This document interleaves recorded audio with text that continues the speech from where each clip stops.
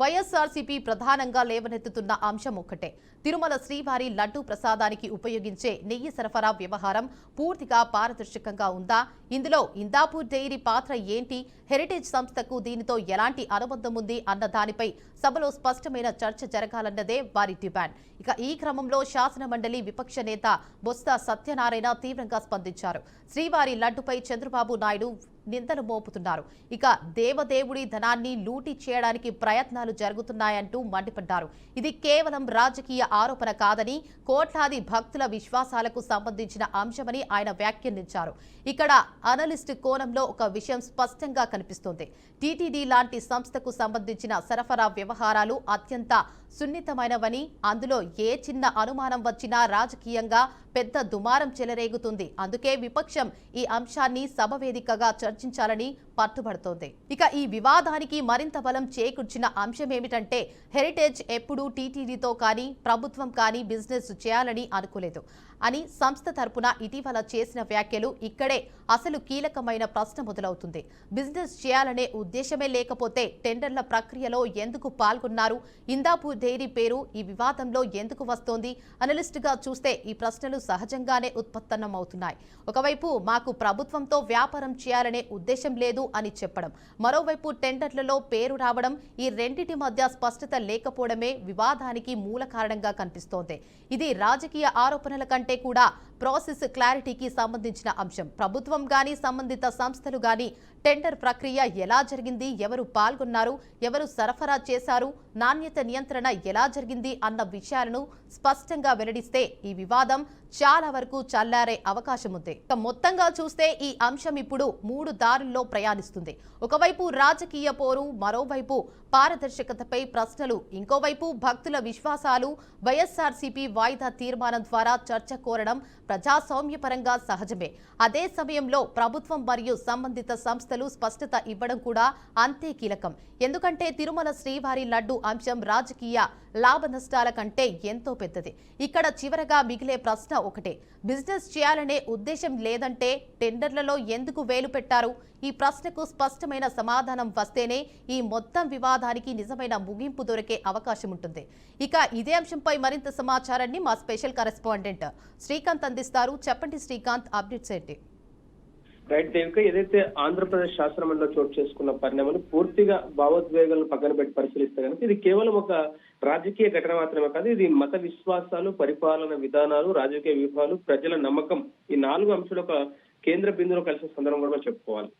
తిరుమల శ్రీవారి లడ్డు ప్రసాదం అనేది సాధారణ ఆహార పదార్థం కాదు, అది కోట్లాది భక్తుల విశ్వాసానికి, సాంప్రదాయానికి, ఆచారాలకి ప్రతీక అనే విషయాన్ని మనం ప్రతి ఒక్కరం కూడా ఇక్కడ గుర్తించుకోవాల్సిన అవసరం అయితే ఉంది. అలాంటి అంశానికి సంబంధించి నెయ్యి సరఫరా వ్యవహారం రాజకీయ చర్చలోకి రావడం సహజంగానే పెద్ద చర్చకు దారితీసింది. అయితే ఈ నేపథ్యంలో వైఎస్ఆర్సీపీ శాసనమండలిలో వాయిదా తీర్మానం ప్రవేశపెట్టడం కొంత చర్చకు దారితీసిన పరిస్థితి చూస్తున్నాం.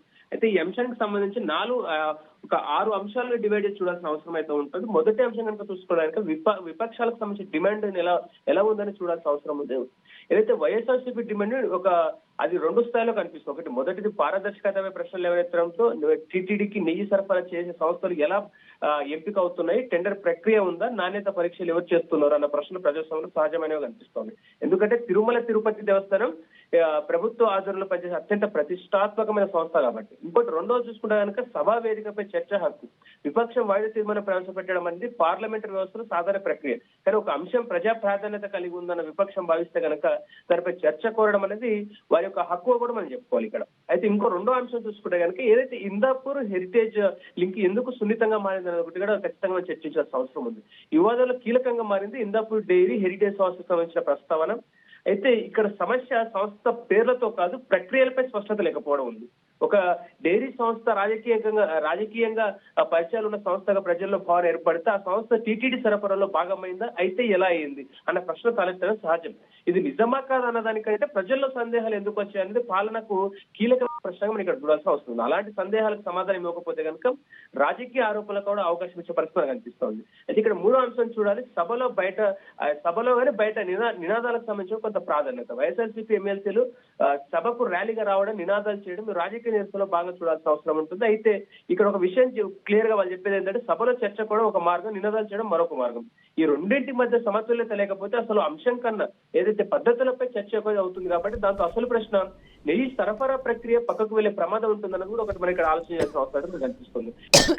చూసుకుంటే కనుక బొత్స సత్యనారాయణకు సంబంధించిన వాక్యాలు కూడా మనం విశ్లేషించాల్సిన అవసరం ఉంది. ఇక్కడ శాసన మండలి విపక్ష నేతగా ఉన్నటువంటి బొత్స సత్యనారాయణ చేసిన వాక్యాలు కొన్ని అంటే ఇక్కడ న్యూట్రల్ గా చూడాల్సిన అవసరం కనిపిస్తుంది. విపక్ష నేతగా ఆయన మాట్లాడిన భాష రాజకీయ కఠినంగా అనిపించినప్పటికీ కానీ అది ఆయన రాజకీయ పాత్రలో భాగంగా కూడా ఆయన చెప్పుకునే ప్రయత్నం చేస్తున్నారు. అదే సమయంలో దేవాలయాలకు సంబంధించినటువంటి అంశాలు భాష మరింత సంయమనంతో ఉండాల్సిన అవసరం కూడా ఉంటుంది.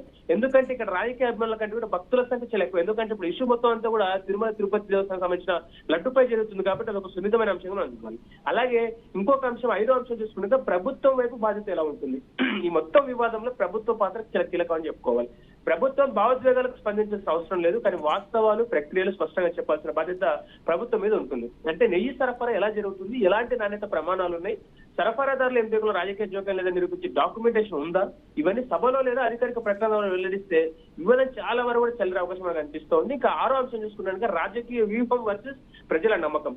అంటే ఈ అంశం రాజకీయంగా ఎవరికైనా లాభం లేదా నష్టం తీసుకురావచ్చు ఒకవైపు ఉంటే దీని ప్రభావం ప్రజా నమ్మకంపై, ప్రజల నమ్మకం పడితే నమ్మకంపై పెడితే కనుక అది ఏ ప్రభుత్వానికి ఏ పార్టీకైనా ప్రమాదకరమైన విషయాన్ని మనం గుర్తు చేసుకోవాల్సిన అవసరం మనకు అనిపిస్తా ఉంది. Devika, right, thank you for the update Srikanth.